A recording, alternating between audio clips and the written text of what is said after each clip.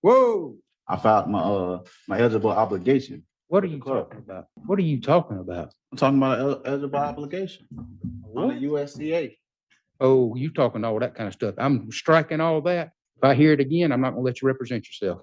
I promise you. Oh, That's enough. I don't want to hear another word.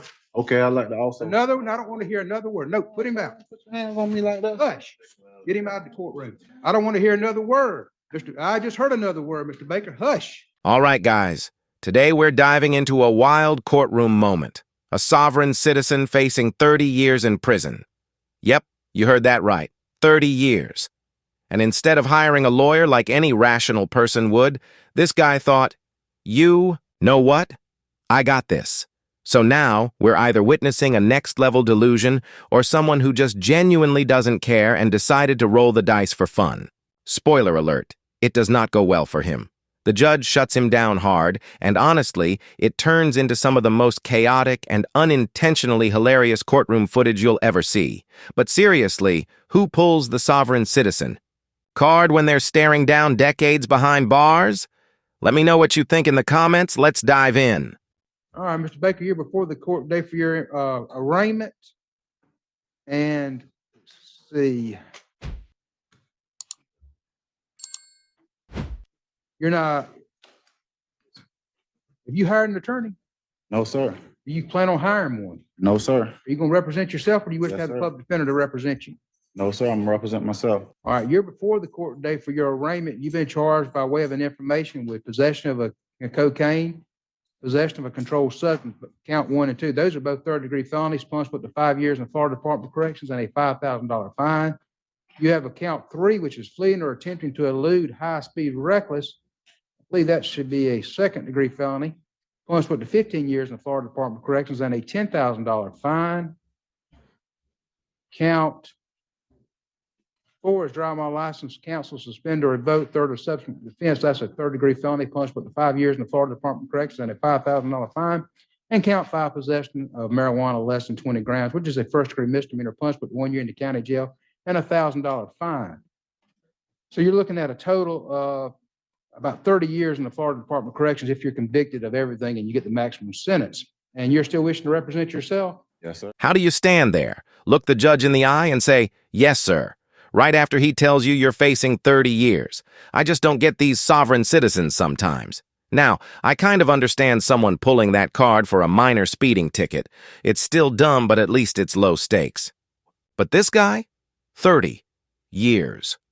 At that point, it's time to drop the act and get serious. The courts don't care about your made-up laws or internet conspiracy theories. Legally speaking, sovereign citizen defenses have never held up in court. Not once. There's case law rejecting this nonsense time and time again, and yet here we are, watching a guy throw away his life just to prove... what, exactly? Pride? Ego? Do you think he's actually trying to outsmart the judge? Or is he just completely out of touch with reality? Because honestly, I can't even tell anymore. If you'll raise your right hand to be sworn in. Yes, sir. All right, Mr. Baker, state your name. Lee Baker. And Mr. Baker, you have asked to represent yourself. Is that correct? Yes. How far did you get in school? 9th grade. Okay. And so you can read and write? Yes. Okay. Are you employed? No, sir. All right. How do you make a living? I'm unemployed right now. I was living with someone else. Sir? I'm unemployed. I was living with someone else. I just got out of jail about 5 months ago. Okay. Well, what is your trade? I have my own business, All right. What kind of business? a cleaning business. Okay. And have you ever represented yourself before? Yes. All right. Let's see. Are you under the influence of any drugs or alcohol today, which would affect your ability to make this decision to represent yourself? No. Have you ever been diagnosed with a mental illness that would affect your ability to No, sir. to make this decision? No. All right.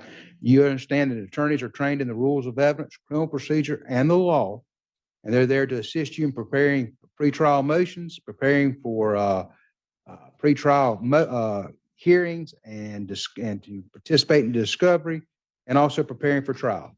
Comprehend that very well. All right, and sir, you understand that if you're representing yourself, you'll be held to that same standard. I comprehend that. All right, and I cannot assist you in any way. The state attorney would not be able to assist you in any way. Is that correct? I comprehend. All right, you still wish to represent yourself? Yes. All right, Madam Clerk, if you'll print out the information, and Deputy Dexter, it's okay if the clerk hands the information to Mr. Baker? All right, Madam Clerk, if you'll do that. Mr. Baker, when you receive that information, I'm going to ask that you enter a plea at this time. I'd like to file 2 motions on the record as well, sir. I want to do your arraignment first. All right.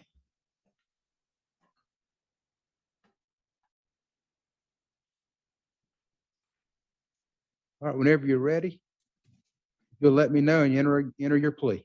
I enter a plea of not guilty. Okay. All right, you're filing motions. Yes, sir. You have copies for the state. Yes, I do. Okay.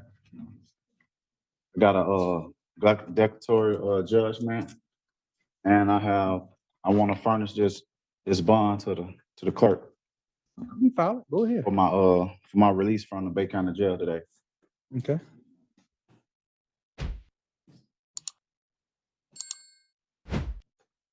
That's declaratory judgment. That's for the clerk only. Now you're providing a copy of the state, everything you've given the clerk. The bond, I shouldn't have to give the bond. The bond goes straight to the clerk. Anything you file that you want me to consider, you have to provide a copy to the state, sir. As you're representing yourself, you have to know those rules. If you don't, you're going to mess up. That. If you're not providing to the state, I'm not going to consider it. Okay. And the clerk doesn't make any determinations on that. All the clerk determines is whether you're indigent or not. I'm not talking about the bond for the declaratory judgment. I'm talking about the bond for the clerk to release me today. I filed my eligible obligation. What are you talking about? Sir? What are you talking about? I'm talking about eligible obligation on the USCA. Oh, you talking all that kind of stuff. I'm striking all that. And if I hear it again, I'm not going to let you represent yourself. I promise you. So, this guy starts throwing around the term USCA, which stands for United States Code Annotated. That's just the U.S. code with some publisher-added notes and explanations. But let's be honest, he probably has no idea what it really means. Sovereign citizens love to drop legal buzzwords like they're cheat codes in a video game, thinking if they say the right magic phrase, the judge will just go, "Oh, my mistake. You're free to go." Spoiler alert, that's not how the law works. And this whole eligible obligation thing he mentioned, that's just another fake theory. This idea that debts, including criminal charges, can be wiped away like overdue parking tickets. Judges have ruled against this time and time again. Yet here he is, acting like he's cracked the legal matrix. Does he genuinely believe this stuff? Or is he just throwing legal gibberish at the wall, hoping something sticks? He's already entered a not guilty plea. We'll set this for a pre-trial. We'll set it for don't ask me any questions like that, sir. I'm not answering any questions. If you want to file a motion, file your motion. We'll set it for our December, when's that motion day in December? December 19th at 9 o'clock. Sir, you may, if you're going to do the sovereign citizen and all that, you may want to consider having the attorney. I'm a private citizen, sir. I'm not a sovereign citizen. I'm a private citizen. Listen to me. If you're going to pursue that, you may want to reconsider representing yourself. No, sir. But I'm not going to pay attention to any of that, and I'm going to strike all that. Okay. So we'll see you December 19th at 9 o'clock. It's no problem. That's enough. I don't want to hear another word. Okay. I'd like to also. Another one, I don't want to hear another word. No, put him out. Put your hands on me like that. Hush. Get him out of the courtroom. I don't want to hear another word. I just heard another word, Mr. Baker. Hush. Whoa. Mr. Baker, I'm going to appoint the Office of Public Defender to represent you. I'm going to find that you're not competent to represent yourself at this time. I'm going to reverse my decision. The Office of Public Defender is going to represent him. We'll keep it on that December 19th date. I just did. Come on now. Y'all close that door where I can't hear him or he gets in any more trouble. Honestly, I think the judge did him a favor by dragging him out of the courtroom and forcing some real legal help on him. Some people might say the judge was harsh, but what else was he supposed to do? Sit back and let this guy recite his totally real, definitely not made up legal theories while everyone in the courtroom slowly loses brain cells? Nope.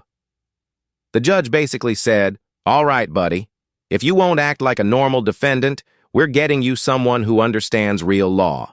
And we need more judges like that. Stop entertaining the nonsense, escort them out, and give them a timeout to rethink their master plan. All these sovereign citizens do is Google legal conspiracy theories on Reddit. But if they just spent 5 more minutes researching real law, they'd find out that no sovereign citizen has ever won in court. Do you think the judge handled this the right way? Or should he have just let the guy embarrass himself further? In my opinion, this guy's not trying to win his case. He's speed-running his way to a prison sentence. And if that's the goal, well, he's nailing it. Honestly, I respect the judge for even giving him a chance to reconsider. But something tells me this guy's just going to double down. Let me know what you thought of this court hearing in the comments. If you enjoyed this breakdown, don't forget to like and subscribe for more content like this. Thanks for watching, and take care out there.